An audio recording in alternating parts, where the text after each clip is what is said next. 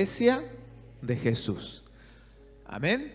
Y estamos iniciando, el domingo pasado estuvimos orando, estuvimos dando la apertura a esta segunda etapa de invasión del amor de Dios, y quería brevemente, solamente a modo de introducción y también llevarlo a lo que tiene que ver con lo que hoy estamos haciendo, que es poderoso, que es recordar el sacrificio de Jesús en la cruz, y a modo también de que como hijos de Dios no nos desenfoquemos y podamos siempre tener la mirada en Cristo Jesús. Amén. Y yo hablaba acerca de la naturaleza de la iglesia. Así conmigo, la naturaleza de la iglesia, de por qué hemos sido ganados, por qué se nos evangelizó y qué es lo que tenemos que hacer hoy.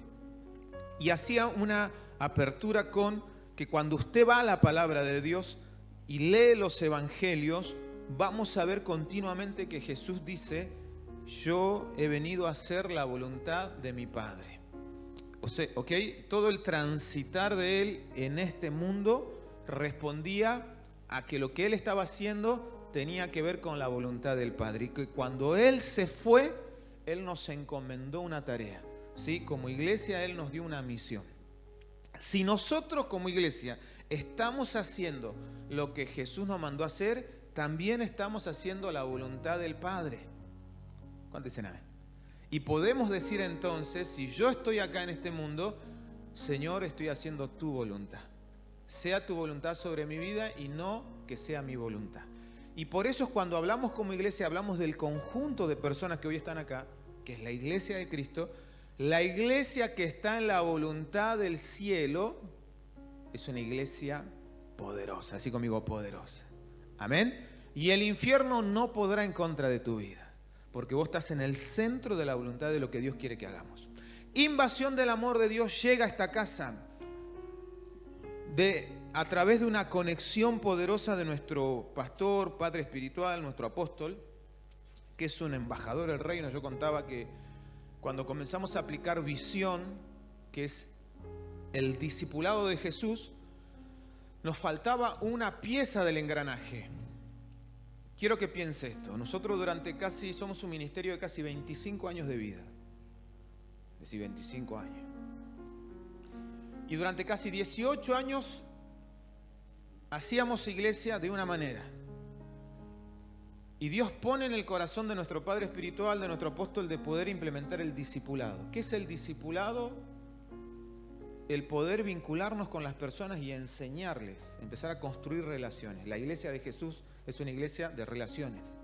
Es una iglesia que no se encierra entre cuatro paredes, sino que ¿qué es lo que hace? Sale a donde está la verdadera necesidad. Conecta con la gente, evangeliza, visita, acompaña, ¿verdad? Imagínate que nosotros veníamos trabajando de una manera, jugando de una manera, ¿viste? Y ahora teníamos que hacer otra. Entonces esa transición llevó tiempo.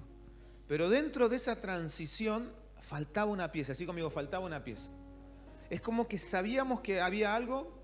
Estábamos diciendo, bueno, Rodri, a partir de ahora la iglesia es vos relacionándote de lunes a sábados con gente que no conoce del Señor, ¿verdad? Predicándole el mensaje, ¿no? Hablándoles, empezando a afectar y ser de influencia en otros lugares. Y cuando él llega a un ministerio que está en el Chaco, él nos dice: encontré lo que nos faltaba, Guido, invasión del amor de Dios es lo que nos va a dar el impulso, y desde que lo hemos implementado sé que año tras año algo más entendemos, porque yo compartía que antes estaba lo que era el ministerio de evangelismo, que era un grupo de hermanos que se encargaban de evangelizar. El resto de la iglesia no lo hacía, porque para eso estaba el ministerio de evangelismo, con un encargado, ¿verdad? Y con los que son parte del evangelismo. Cuando comenzamos a trabajar con invasión, entendimos que en realidad el evangelismo es un llamado para toda la iglesia. Así conmigo, para todos. No es para una parte, sino para todos. Y eso fue lo que nos ayudó a entender de que cada persona que llega, ¿verdad? Y que Dios ha hecho algo en su vida, eso no puede morir, sino hablarlo. Y cuando vos, José, ¿no?, compartís el mensaje de lo que Dios hizo en tu vida, vos estás haciendo la voluntad de Dios. Y cuando vos haces la voluntad de Dios y el cielo se alinea a tu vida, porque vos no estás haciendo lo que vos querés, sino que vos estás haciendo lo que Dios te mandó a hacer, en donde estés, algo grande sucede. ¿Me entiende? Algo poderoso acontece. Y cobra vida esta mesa, porque esta mesa es una mesa de recordatorio. Él dijo, haced esto en memoria ¿de quién? De mi sacrificio, ¿verdad? Porque Él vino a morir por cada uno de nosotros para que nadie se pierda, sino que todos procedan ¿a qué? Al arrepentimiento y sean salvos en Él. Pero si yo llego a la iglesia, en donde yo recibí el mensaje y no lo comparto a nadie, entonces esta mesa no cobra vida, porque yo estoy haciendo de la salvación algo personal, algo que muere conmigo. ¿Me explico? Para que esto cobre verdadero sentido de ser, decir verdaderamente cómo nosotros podemos recordar a Jesús, porque Él vive en nosotros. Y cómo vive en nosotros, porque yo continuamente hago su voluntad. Amén. Y predico y hablo de las maravillas que Dios ha hecho en mi vida. Comparto con otras personas que quizás al escuchar ese testimonio crea también en Jesús. Porque déjeme decirle que afuera hay mucha necesidad. Y hoy escuchábamos uno de los testimonios que compartió uno de los hermanos que llegó como consecuencia de invasiones anteriores, cuando fuimos a hacer invasión a la plaza, y él contó su historia, ¿no? Cómo él estaba en ese momento atravesando un momento muy difícil a nivel familiar, con perimetrales, alejados de sus hijos, en una crisis profunda, y ahí llegamos como iglesia, ¿verdad?, a predicar el mensaje de la palabra, a hacer sal y luz donde tenemos que iluminar, porque no sabemos qué es lo que está pasando afuera. Yo no sé qué es lo que pasa con alguien que uno cruza. A veces la gente sonríe, pero por dentro está muerta. A veces la gente pone una sonrisa, pero por dentro está vacía, está triste, está llena de preocupaciones, un montón de situaciones que nosotros no conocemos. Vos podés ver lo exterior, lo externo, lo que la persona permite que veamos, pero por dentro puede ser un calvario, está pasando un momento difícil. Y como iglesia Jesús nos mandó ¿a qué? A hacer sal y luz. A no callarnos, sino ¿a qué? A transmitir ¿qué cosa? Decí conmigo, esperanza. Esperanza de un mañana diferente. Que aunque esté pasando la situación que esté pasando, en Cristo está la solución. Él tiene la respuesta, la salida. Y eso pasó, se le evangelizó y pasaron un tiempo, porque no es que vino ahí en el momento, sino que él comenzó a tener su situación y Dios hizo lo imposible, ¿verdad? Contaba acá que la semana pasada él pudo sentarse a comer con sus hijos, después de casi 16, 17 años de sin verlo, en un conflicto totalmente abierto, y desde que él, escuche, y desde que alguien le predicó, desde que alguien le dijo, ¿verdad? ¿Dónde estaba él? En esa plaza. ¿Dónde estaba la iglesia? En esa plaza. ¿Haciendo qué cosa? Lo que Cristo nos mandó a hacer. Vayan y hagan discípulos, ¿no? Entonces yo siempre enseño que la necesidad ¿dónde está? Fuera de estas cuatro paredes. En el barrio, en la cuadra, en la esquina, en una casa, está la necesidad. Y si nosotros como iglesia solamente venimos a congregarnos, ¿verdad?, para después salir y no hablarle a nadie, y volver a congregar de nuevo, y salir y no hablarle a nadie, y volver a congregar de nuevo, esa no es la iglesia de Jesús. ¿Me explico? La iglesia de Jesús es usted y yo predicando la palabra, hablando las maravillas y las grandezas del Señor. Nosotros no lo sabemos. Mire, yo no sé ni siquiera quién fue el hermano que le habló, porque él no dijo, no sé quién fue el que le entregó el troquel, le hizo la invasión, no lo sé. Lo que sí él contaba es lo que impactó el mensaje, que lo llevó a él a reflexionar durante quizás más de 2 años en su penuria. Él empezó a reflexionar y el Espíritu Santo dice que lleva la convicción de pecado y comenzó a llevarlo, y él se arrepintió y se volvió a Dios. Y en menos de lo que es imposible para el ser humano, Dios restauró lo que el diablo le había robado: la paz, la conexión con sus hijos, con su familia. Dios es un Dios de milagros. Amén. Entonces, ¿por qué hacemos invasión? Porque entendemos que como iglesia tenemos que estar en el centro de la voluntad del Señor. ¿Qué es invasión? Rápido, acompáñenme ahí. Hacemos un breve repaso. Invasión es un movimiento de oración, de evangelismo y de liberación territorial. ¿Qué es invasión? Es un movimiento en donde la iglesia, ustedes, no yo, ustedes, cada uno de ustedes entiende que la oración es fundamental. Decí conmigo, fundamental. Pero no orar por tus necesidades, sino orar por ¿quiénes? Por los perdidos. Clamar por esas personas que yo no conozco, pero quiero que lleguen al mensaje, al evangelio. ¿Sí? ¿Qué es invasión? Es un movimiento de evangelismo. La iglesia entiende que hemos sido puestos en este mundo para evangelizar, para hablar. No te calles, habla, testifica, predica del mensaje del Señor. ¿Qué es invasión? Es un movimiento de liberación territorial. ¿Por qué? Porque donde usted está, dice que todo lo que la planta de tus pies pisare, eso Dios te va a dar y Dios va a bendecir. Donde usted va, usted es un embajador del reino. Usted escuchó esa frase, che, tené cuidado porque cuando este viene y trae una mala onda, hasta las plantas te secan. ¿Viste? Se secaron hasta las plantas. Habla de la persona, de lo que porta la persona. Es una persona que porta un aura negativa, es una persona negativa y nadie quiere. Entonces piense lo contrario. Ayúdenme, chicos, por favor. Ayúdenme. Escuche, piense lo contrario. Cuando un hijo de Dios entra, como la presencia de Dios va con vos, en ese lugar se produce liberación. Algo sucede, acontece. ¿Amén? ¿Cuántos dicen amén? Porque cuando usted entra, el Espíritu Santo entra con vos. Y vos entras a esa casa, pisás esa tierra, pisás esa plaza, en donde estés. Es un hijo de Dios, un embajador. Dice, todo lo que en la tierra se atare, se ata en el cielo. Y todo lo que yo desato acá en la tierra, se desata en los cielos. Pero para eso usted tiene que entender este principio.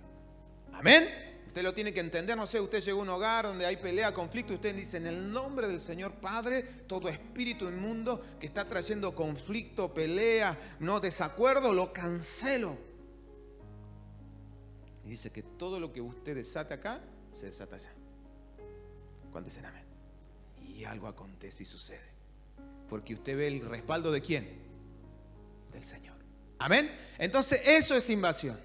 Invasión es hacerle entender a cada persona que está sentada acá que cada uno de nosotros hemos sido salvados. La salvación vino a nuestra vida con un propósito. Y el propósito es que no mueran nosotros, sino que nosotros podamos reproducir en otros. ¿Sí? Y siempre lo decimos, son etapas sencillas. La semana pasada lo que hicimos fue dar el anuncio oficial de que entramos en una nueva temporada. El día miércoles dimos una capacitación. Este miércoles se va a dar otra capacitación exclusivamente de toma de pedidos de oración, porque es sencillo lo que se hace en invasión. Se va a dar una capacitación exclusiva de cómo hacer la toma de peticiones a la gente, para después ir al día 16 de agosto, que es el día en el que nosotros vamos a hacer la toma territorial y vamos a bendecir los territorios. Vamos a bendecir los hogares, ¿verdad? En un acto profético vamos a hacer esa acción, ¿no? El día 16, poneme ahí la placa de la toma territorial. Vamos a hacer, si hay personas acá que todavía no han hecho eso en sus hogares, la idea es que queremos bendecir. Porque dice que la tierra clama por justicia. Hay territorios que están bajo maldición. Hay territorios que están malditos, hogares que están malditos porque las acciones del ser humano maldijeron la tierra. Hogares que por ahí durante años, generaciones y generaciones, practicaron el ocultismo, el paganismo, practicaron un montón de acciones. Ejemplo, generaciones que venían enemistadas con el Señor, qué sé yo, ¿no? Mentirosos, violentos. Hay hogares en donde se practica la violencia y hay niños que crecieron en violencia, fueron abusados. Y dice, la tierra clama por justicia. La tierra clama porque en ese lugar hubo un acto de injusticia. Y esa tierra está maldita. Es una tierra que no produce absolutamente nada. Vos decís, pero no puede ser posible, en esta casa no hay paz, no pasa nada. Es porque los que estaban encargados de ese lugar, de ese territorio, maldijeron esa tierra. Amén.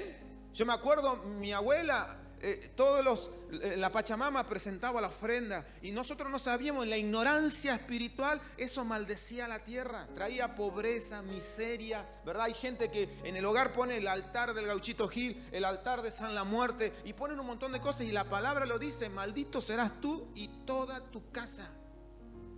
Porque solamente al Señor tu Dios adorarás. No harás imágenes hechas por manos del hombre y no vas a adorar solamente que a Él. Y hay gente que escuche, que en ignorancia hizo eso. Esto es como que yo diga, yo no sabía que en esta calle decía prohibido estacionar. Yo te pregunto, si yo estaciono el auto, aunque yo no sé, ¿vos qué me decís? ¿Me hacen la multa o no me hacen la multa? Obvio, el tipo viene y me dice, ¿qué me importa? El cartel estaba ahí, pero no lo vi. Eso es tu problema. Entonces en el mundo espiritual pasa lo mismo. Hay personas que en su ignorancia espiritual infringen leyes espirituales, ciegos espirituales que no sabían que lo que estaban haciendo traían maldición. sobre su tierra. Entonces, cuando hacemos la toma territorial, ¿qué es lo que estamos haciendo como iglesia? Salir a bendecir esos lugares, reclamar esas familias para el Señor. Es un acto profético.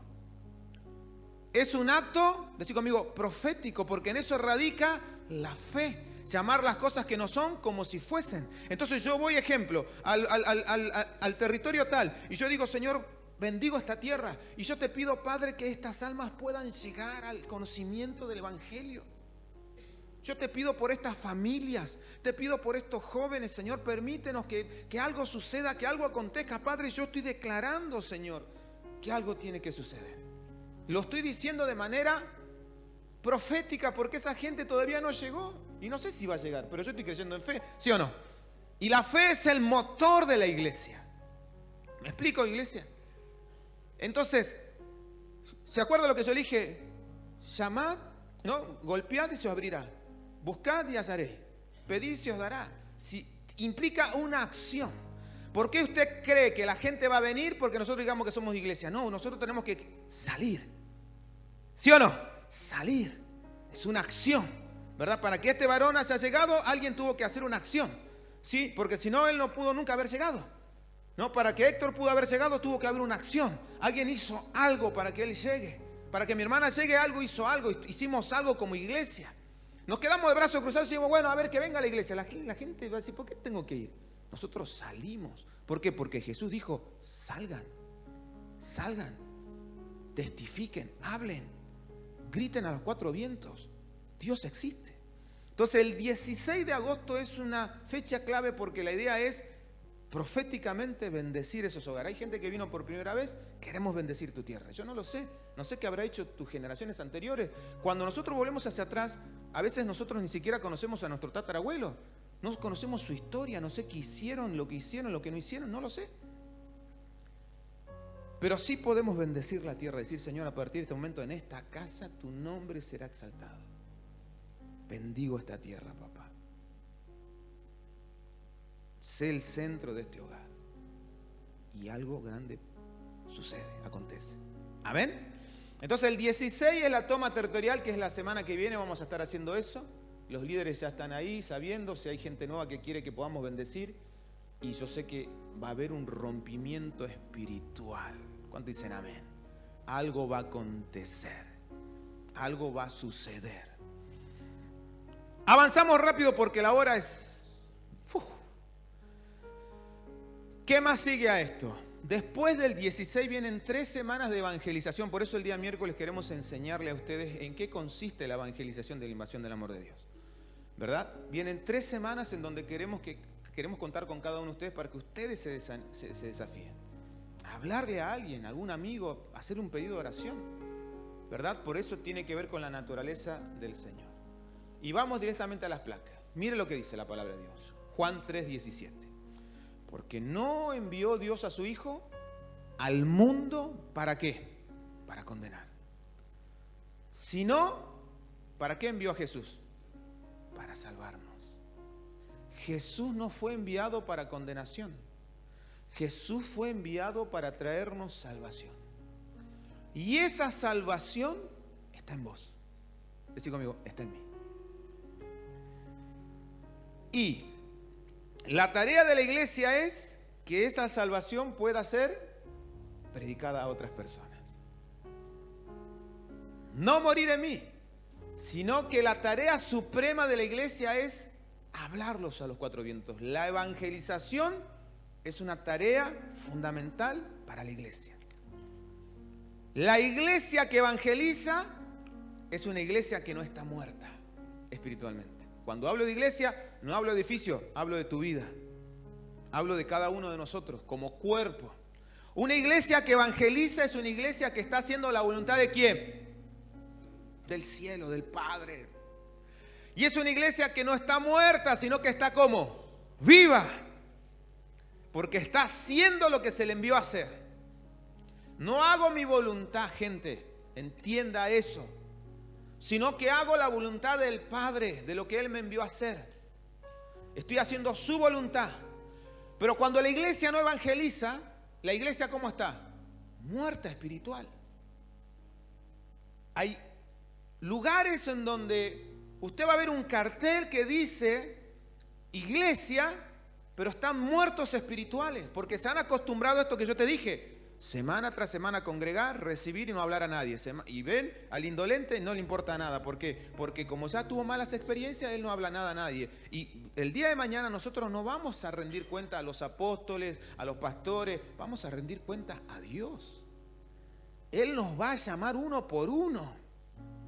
Dice la palabra que llegará el día del gran juicio, en donde cada uno de nosotros seremos llamados. Y en donde se nos pedirá cuenta por lo que se nos dio. Entonces no es solamente venir a celebrar la cena, ¿verdad? En solamente venir y ver si no pequé en la semana para poder... No. El Evangelio es más que eso.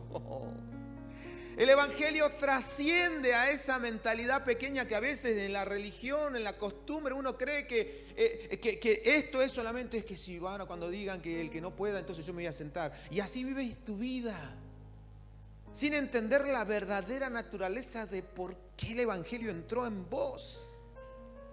Es para que vos prediques a otras personas y hables de las grandezas del Señor.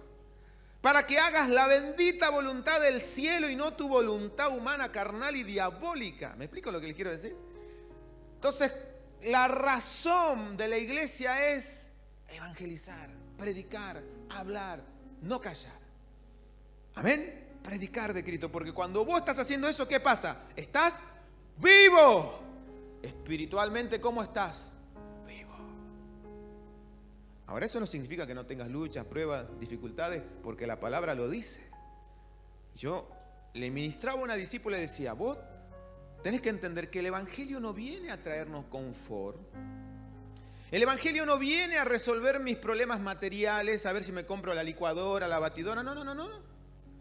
Eso es una mala interpretación. El Evangelio viene a incomodarme, viene a desafiarme, viene a sacarme, ¿verdad?, del lugar en donde estoy, de mi zona de confort. Es morir a mi yo. El Evangelio es radicalmente opuesto a lo que yo creo que es. ¿Me explico lo que les quiero decir? Cuando el Evangelio viene a tu vida, es de valiente lo que toman este camino. Porque implica morir todos los días a nosotros mismos hasta que Cristo venga. Es un renunciamiento a mi yo, a mi forma de pensar, a mi crianza, a lo que yo creo, a lo que yo pienso, a lo que yo siento. El Evangelio trasciende a eso. Porque muchas veces te va a tocar hablarle a alguien cuando no tengas ganas de hablarle. O cuando quizás esa semana tuviste problemas, dificultades, y en eso radica el Evangelio. Porque dice la palabra que es fácil hablar cuando está todo bien. Pero qué desafío es cuando las cosas no van bien. Yo te pregunto, ¿en dónde se da el verdadero crecimiento en la persona? ¿Cuando todo va bien? ¿O cuando vos estás pasando un momento de dificultad y Dios dice, háblale a ese? Pero Señor, yo estoy desanimado. Dale palabra de ánimo. El reino del revés. Abrazalo, pero es que yo necesito un abrazo. Abrazalo a Él. De eso se trata el mensaje. Buscad el reino de Dios y su justicia, y todo será añadido. Es que yo estoy pasando un momento de dificultad, vos no sabés cómo me siento. Exactamente de esto se trata. Morí a vos. Es menos de vos y es más de mí en vos. Eso es evangelio, gente. Evangelio no es que todo esté color de rosa. No. Evangelio es entender que Él nos envió a hacer su obra redentora. Y dice, pero recibiréis, ¿qué cosa? Power. ¡Fua! ¿No? Había en mi época, a ver si por ahí hay gente de mi época, un dibujito que decía, yo tengo el poder, decía, ¿no?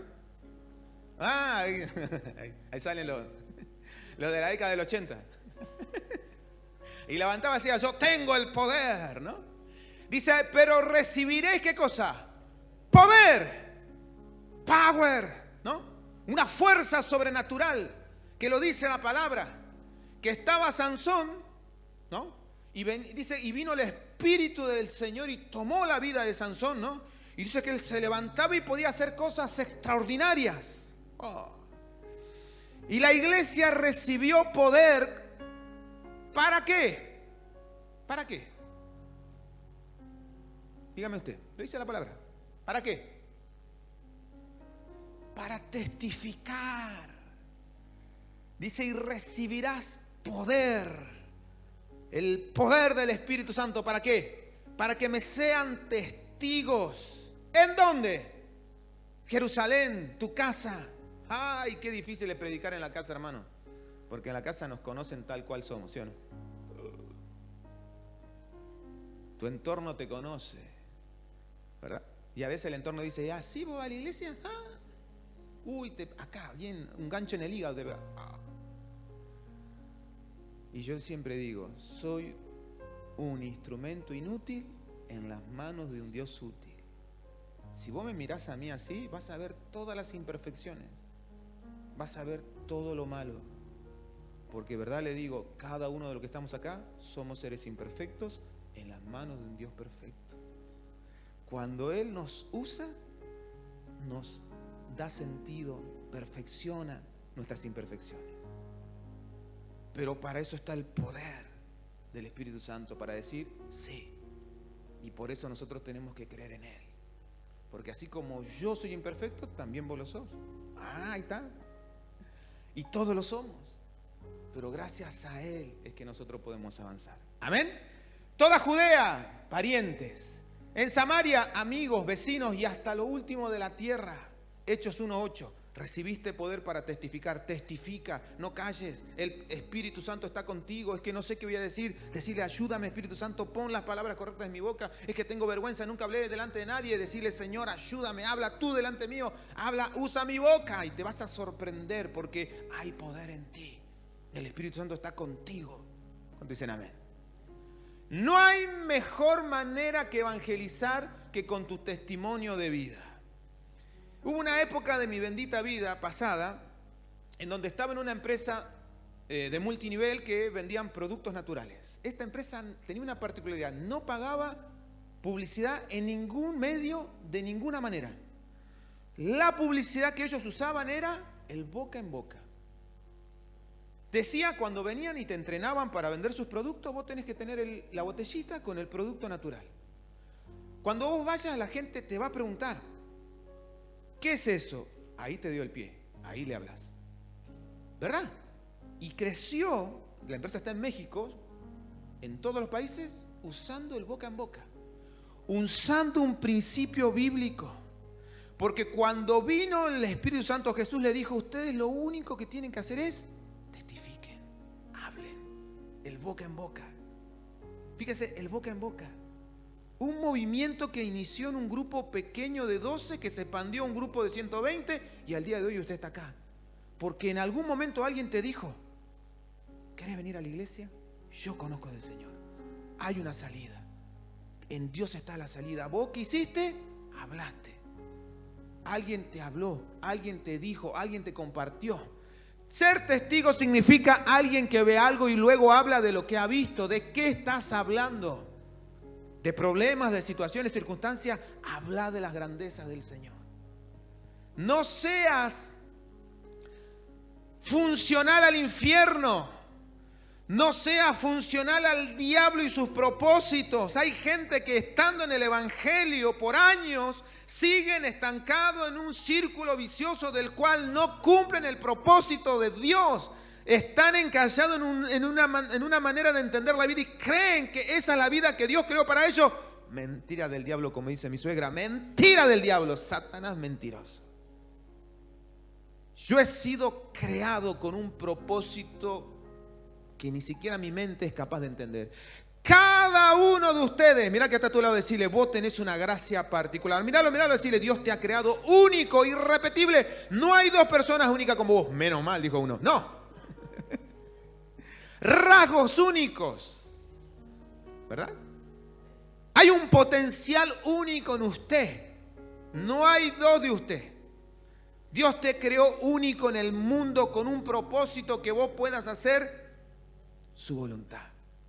Y entonces cuando la persona viene, porque todos hemos llegado por una necesidad, ese es el primer estadio. Uno llega porque tiene una necesidad. Pero el evangelio trasciende a esa necesidad. Porque dice, el evangelio es poder de Dios. Dios no solamente quiere hacer ese milagro que vos estás buscando, ¿verdad? Lo que Él está queriendo es usar tu vida para que vos puedas ser una herramienta útil en sus manos. Pero el enemigo, ¿qué hace? Nos lleva a un punto tal que nos hace creer, ¿verdad?, que nosotros hemos recibido el Evangelio para estar eternamente en una burbuja, encerrado, encapsulado en nuestro problema. Los problemas van a estar. Los problemas no van a cambiar, a menos que usted cambie el enfoque del Evangelio. Durante años, cuando yo estuve y llegué, 8 años de mi bendita vida, llegué a los 10 años. 8 años diciendo esto, aquello, lo otro, lo que me pasó cuando era niño, mi padre que me abandonó y toda la historia. 8 años sin entender mi propósito. Hasta que entendí el mensaje. En Cristo Jesús somos nueva criatura. Todo lo pasado es viejo. He aquí son todas hechas nuevas. Para que a partir de ese momento yo entendí que cuando venía un joven que había transitado lo mismo que yo lo podía abrazar y lo podía ayudar. Ya no empecé a transitar mi camino desde el dolor, sino de entender que eso fue necesario para que yo hoy pudiera ayudar a otras personas y entenderlo. El enemigo desgraciado me hacía parar desde el dolor, desde la angustia, desde un montón de cosas. Entonces yo me paraba ahí desde el resentimiento y no sabía lo que me hicieron. Y si vos supieras, el diablo te tiene detenido. Hay un potencial único en tu vida. Podía estar bendiciendo a miles de personas, pero estás detenido en eso. Y yo entendí, esto fue necesario para yo poder estar hoy hablándoles a ustedes. Entonces, cuando la persona testifica, hay ejemplos de esto. La mujer samaritana, Jesús hizo un milagro en ella. Y ella dice que salió corriendo a la ciudad y dijo: vengan a ver un hombre que me ha dicho todo lo que ha hecho. ¿No será este el Cristo? Se convirtió en una evangelista, testificó. Y dice que toda la ciudad salió y Cristo les evangelizó.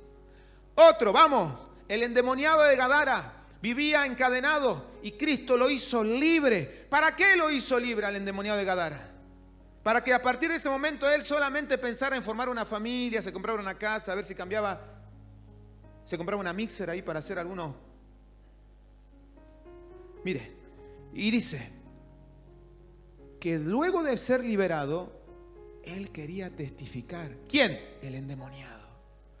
El endemoniado decía: déjame hablar de vos. Déjame hablar de vos, yo quiero hablar de vos. Y Jesús le dijo: ve a tu casa y cuéntales a los tuyos, a tus vecinos, lo que Dios ha hecho por ti. ¿Entiende? El evangelio tiene que ver con eso. Cambia el enfoque de lo que vos estás pidiendo. Dile: Señor, yo sé que tú vas a hacer este milagro, pero no para satisfacer mi necesidad, sino para yo testificar de ti. Y vas a ver cómo la cosa cambia. El diablo no quiere que la iglesia testifique. El diablo quiere una iglesia que no hable. El diablo quiere una iglesia dormida. El diablo quiere una iglesia que esté metida en su problema, en su situación. No le conviene. Cuando la iglesia primitiva comenzó a testificar luego de haber recibido el poder del Espíritu Santo, dice que Pedro y Juan fueron encarcelados, lo metieron preso, y los religiosos de esa época lo llamaron. Le digo: vengan ustedes, vamos a charlar acá un poquito, vamos a tener una charla motivacional para ver cómo es la cuestión acá. Y dice que ellos le dijeron: tienen prohibido de hablar, van a salir pero no van a hablar, ni van a enseñar de las cosas de Jesús. ¿Qué les dijo? Les quisieron prohibir hablar. ¿Qué quiere el diablo? Que tú no hables. ¿Qué quiere Satanás con los problemas, las situaciones para los que ya estamos en la iglesia? Que usted no hable. ¿Que usted hable de qué? Del problema, la situación, no sabe. Está bien, mire gente, vamos a tener problemas. Vas por buen camino. Vas por buen camino.